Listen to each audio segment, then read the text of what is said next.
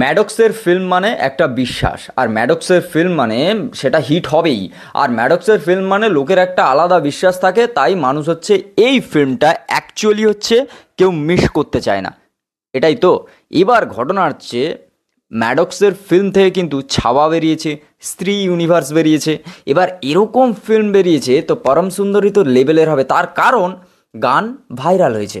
এবার পরম সুন্দরীর যে গানটা সোনু নিগমের গাওয়া, ওই গানটা যেভাবে মানুষের মনে ধরেছে, এবার একটা গান যদি সিনেমার আগে থেকে হিট হয়ে যায় তাহলে সেই সিনেমাটা পাবলিক দেখতে যাবে, এটা স্বাভাবিক। আর তার ওপরে লাভ স্টোরি ফিল্ম, তাও আবার বলিউডের।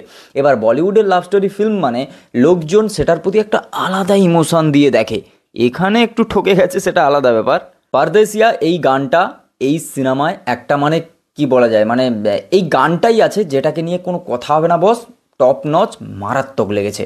আর এই গানটাই প্রত্যেক জায়গায় ভালোভাবে মানে পুরো বিজিএম হিসাবে বা ব্যাকগ্রাউন্ড সং হিসাবে বা এত সুন্দরভাবে ইউটিলাইজ করা হয়েছে, এত সুন্দরভাবে ব্যবহার করা হয়েছে পুরো জিনিসটা, পুরো সিনেমাটায়।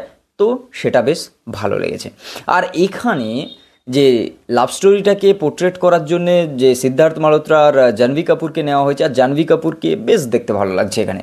আর সিদ্ধার্থ মালহোত্রাকে নিয়ে তো কোনো কথা হবে না, দেখতে ভালো লাগছে, মানে আমি শুধু দেখতে ভালো লাগার কথা বলছি। এবার তাহলে সিনেমাটা খারাপ কেন?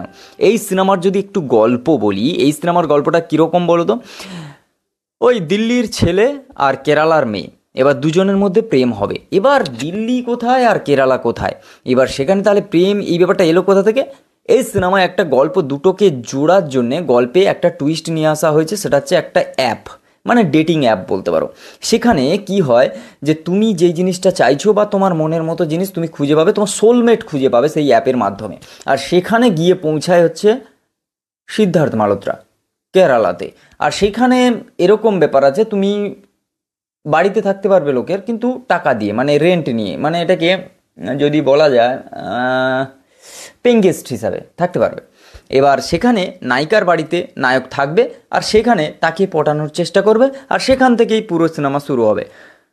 এই সিনেমার মধ্যে নায়ক নায়িকার কেমিস্ট্রি জিরো, ভালো লাগেনি। মানে যদি তুমি দেখো যে এখানে হচ্ছে নায়ক নায়িকাকে কেমন লাগছে, দেখতে ভালো লাগছে, কিন্তু এদের কেমিস্ট্রি ভালো লাগছে না। গানের মধ্যে স্লো মোশন, ভালো জায়গা, পিকচার কোয়ালিটি সেই, মানে একটা মানে কি বলা যায়, পোর্ট্রেট করার জন্য ভালো জায়গায় যেভাবে শ্যুট করা হয়, যে রোম্যান্টিক গান যেরকম হতে পারে তার সব কিছু আছে এলিমেন্ট। শুধু দুজনের মধ্যে ব্যাপারটা হচ্ছে ঠিক জমেনি, দেখতে কিন্তু দুজনকে ভালো লাগছে। এবার যখন দুজন হচ্ছে স্ক্রিনে আসছে, দুজন যখন কথা বলছে, সেখানে কোথাও গিয়ে, আর হ্যাঁ, জাহ্নবী কাপুরের অ্যাক্টিং কোথাও গিয়ে প্লাস্টিক প্লাস্টিক লাগছে, যেখানে এক্সপ্রেশন মিস হয়ে যাচ্ছে, এক্সপ্রেশন অত ভালো লাগছে না এই সিনেমায়। এবার এই সিনেমায় এরকম গল্প এর আগে মানুষ দেখে নিয়েছে, চেন্নাই এক্সপ্রেসেও অনেকটা এরকমই সিনেমা ছিল। এখানে প্রেম, কমেডি সব কিছু মিলিয়ে একটা এন্টারটেনিং বিষয় রাখার চেষ্টা করছে, কিন্তু সেটা হয়ে ওঠেনি। এবার ম্যাডক্স এত ভালো সিনেমা দিতে দিতে এই একটা ফালতু সিনেমা দিয়ে ফেলেছে। এবার সবাই বলছে যে হচ্ছে এই সিনেমাটা হয়েছে কিন্তু হয়নি, মানে এরকম টাইপ অফ সিনেমা। এবার তুমি যদি বলো এই সিনেমাটা দেখতে যদি কোনো সিঙ্গেল স্ক্রিনে 100 টাকা টিকিটে দেখতে যেতে চাও, যাও, বেশ মজা পাবে মোটামুটি, ঠিক আছে। এবার তুমি যদি আইনক্সে বা কোনো মাল্টিপ্লেক্সে দেখতে যাও, আইম্যাক্সে দেখতে যাও, সেখানে যদি তোমার 300 টাকা 400 টাকা টিকিট দিয়ে দেখতে হয়, তাহলে পুরো টাকাটাই তোমার লস হবে, আমার পার্সোনাল মতামত। এবার যেটা দাঁড়ালো এই সিনেমার,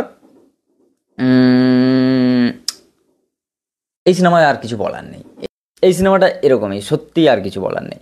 এবার দেখাচ্ছে নতুন একটা ভিডিও, ততক্ষণের জন্য like, comment, share and subscribe my YouTube channel. তোমরা সাবস্ক্রাইব করো তাড়াতাড়ি, কারণ 1000 সাবস্ক্রাইবার তো হতে হবে নাকি, আর কতদিন এরকম আন্ডার 1K তে পড়ে থাকবো।